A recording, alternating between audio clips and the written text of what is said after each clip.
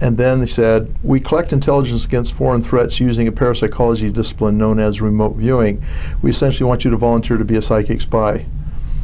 And my brain is going, what? Mm-hmm. And it did this whole calculus. Okay, so the government invited me to volunteer for a program in which they train people to be psychic. And they're obviously spending quite a bit of money on this. That must mean it works.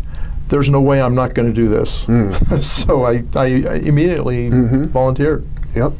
And then they put you through the training program, and and it's a lot harder to get bored in remote viewing than it is in some of these other approaches. So.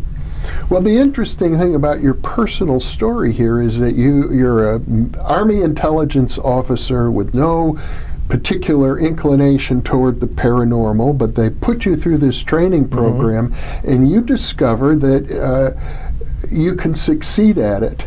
And to the extent where here we are now 3-4 decades later and you're still doing this work. Yes, I mean, my first experience with remote viewing was a game changer for me. I won't say it completely changed my view of the world, but it certainly expanded it dramatically. And then every subsequent experience where I succeeded, the failures always kind of pull you back a little bit, but and everybody fails. That's one thing you have to realize about remote viewing is nobody is 100% on this. And every failure is a little bit of setback, but the upside of a failure is that you learn more from a failure than you do from a success. I tend to think of it sort of like in baseball, where a really good baseball player might have a 300 batting average, which means that, only 3 times out of 10 do they actually get a hit.